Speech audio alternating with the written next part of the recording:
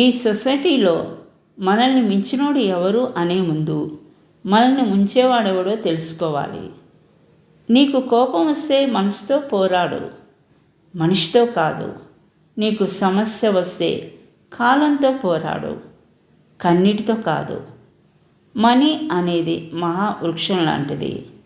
దాని క్రిందకు వెళ్ళాక మీ నీడే మీకు కనబడదు. ఇక మీ చుట్టూ ఉన్నవాళ్ళు అసలు కనబడరు.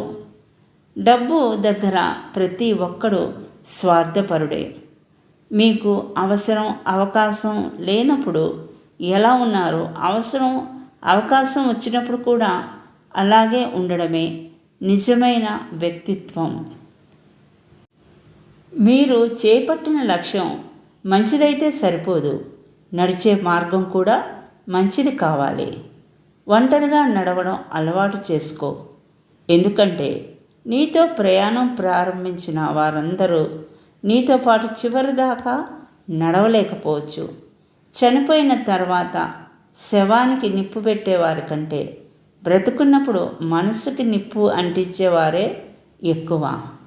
చాలామంది జీవితంలో ఓడిపోతున్నారు అంటే కారణం బలం లేక కాదు, తెలివి లేక కాదు, అబద్ధం ఆడలేక, మోసం చేయలేక.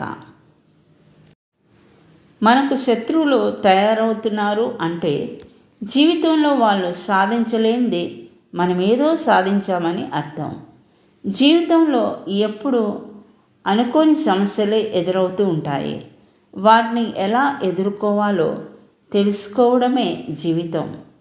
దీనిలో గెలవడాలు ఓడిపోవడాలు ఉండవు. పాఠాలు అనుభవాలు మాత్రమే ఉంటాయి.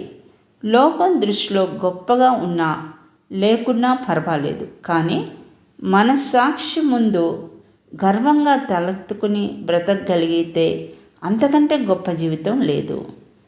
ధనంతో చేసేది మాత్రమే సహాయం కాదు, మంచి మనసుతో చెప్పే 4 మంచి మాటలు కూడా ఎదుటి వాళ్ళ జీవితంలో వెలుగులు నింపుతాయి. గొప్పతనం అంటే ఏదో సాధించడం సంపాదించడం కాదు.